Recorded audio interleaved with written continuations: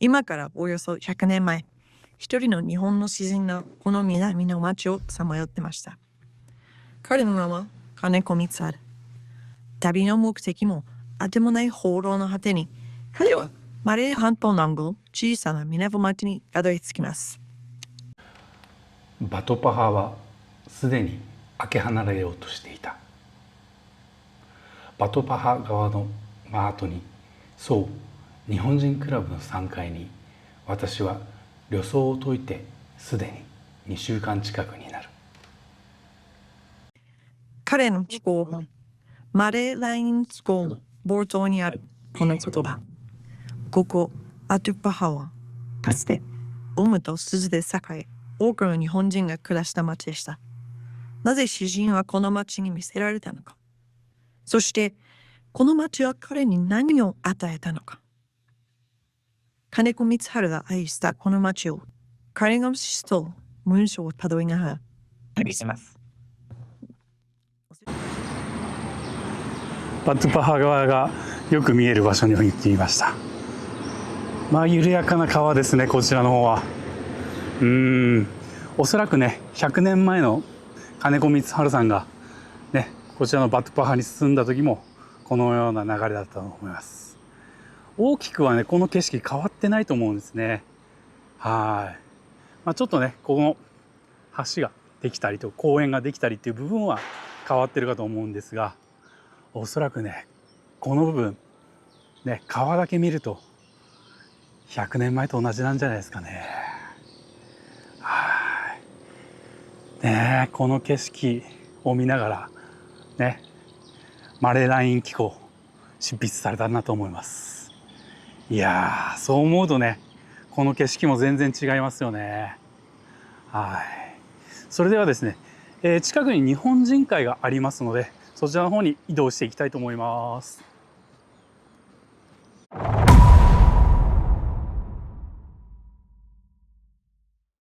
彼が長期滞在したとされるこの建物はかつて日本人クラブでした。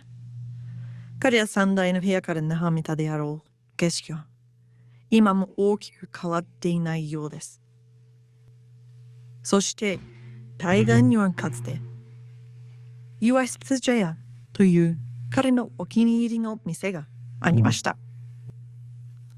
毎朝その店に座って私は芭蕉2本とザラメ砂糖とバターを塗ったロッテ1片、コーヒー1杯の簡単な朝の食事をとることに決めていた。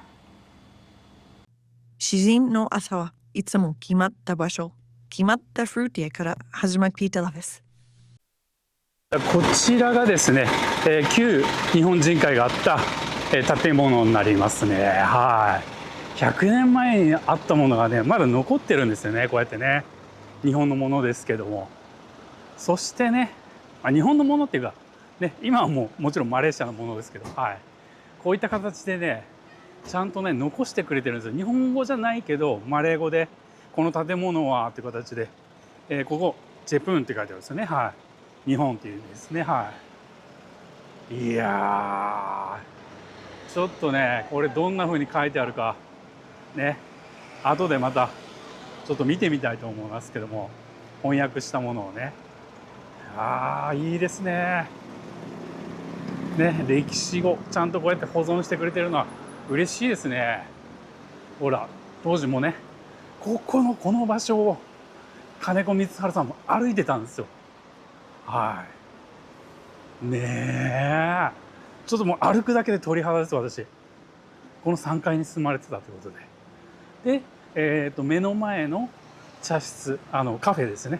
カフェで毎朝、何だったっけな、バタートーストとコーヒーを飲んでたということでね、マレーライン機構にもあったかと思います。いやー、その場所がね、もうこの残念ながらね、もう空き地になってるんですよ。残念だけどしょうがないですよね。カフェまで100年残せっていうのはちょっと難しいんで、近くにね歴史のあるカフェもあるんで、そちらの方でねちょっとコーヒー飲みたいと思います。よろしくお願いします。はい、それでは、コピーアイスいただきます。今ね、お店の人に聞いたら、なんかね、このお店やっぱ歴史があって100年ぐらい前もあったということなんで、いやーグーもしかしたらね、金子光晴さんここで朝食食べてた可能性あると思いますね。と思うとね、その同じ店でこうやってコーヒー飲めるのもやっぱりね、感慨深いですよね。いやーすごいっす。うまい。一味違いますね。それではですね、このまま、また、ゴム園にはねちょっと行けないんで、そちらも動画で案内の方をさせていただこうと思います。はい、新しくねまた時代の流れ、その100年前と今どう変わってきたかっていうのをまたお見せできればと思います。よろしくお願いします。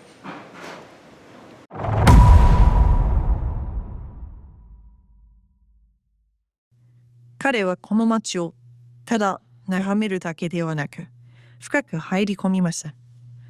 ゴムレーンや鈴鉱山で働く人々の汗。この地の果てしもないゴム林のしめやかな薄暗い湿った空気に幾日も幾日も身を浸していると、その静かさがひとしおに魂の奥の響きのように聞こえてくるのであった。そしてこの町に暮らすカ人、マレー人、インドの人々、文化や言葉が違えど力強く生きる人々の姿が彼の詩の言葉を紡ぎ出しました。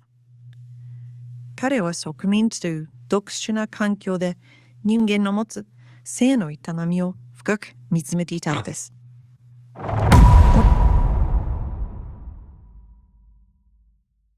彼はこの旅で何を得たのでしょうか。それは詩人としての確固たる視点であり、世界を斜めから見つめる反骨の精神でした。そしてそれは彼の作品に結実し、今もなお私たちに語りかけています。こちらが現在のバトゥパハットの街中ですね、中心部。明るいですよね。いろんな料理があります。中華料理、マレー料理、あとね、さっきベトナム料理なんかもありましたね。寿司もありましたね、さっきね。そう、こんな感じでね、もういろんなものが入り混じってる。普通のマレーシアのね場所と変わんないです。そのインド人のね労働者がいるとか、そういったイメージではないですね。はい。いやー、金子光晴さん、いい旅されたんでしょうね、当時はね。100年前、考えられないですよ。100年前にマレーシアを旅してるってね、すごいですね。そのメッセージがね、残したメッセージが今も現代の人にね響いてるってことは重要なことかと思います。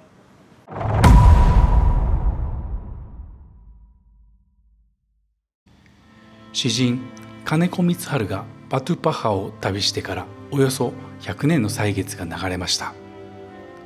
彼はこの町で富や名声とは無縁な真の自由を見出そうとしました。植民地の光と影、そこに生きる人々の営みを見つめることで彼の魂は研ぎ澄まされ、反骨精神は確固たるものとなったのです。この町は大きく変わりました。それでもバトゥパハ川は静かに流れ続け、彼の目に映った風景は今も私たちの心に語りかけています。金子光晴の旅は失われた時代を追体験する旅であり、同時に人間の尊厳と自由を問い直す旅でした。私は私の旅に、私の魂を失わないために、そしてひとしずくの涙を流すために。彼の残した言葉は単なる紀行文ではありません。それは時代に抗い生き抜くことの尊さを私たちに伝える貴重なメッセージなのです。現代人である私たちに強いメッセージを残してくれているんだと思います。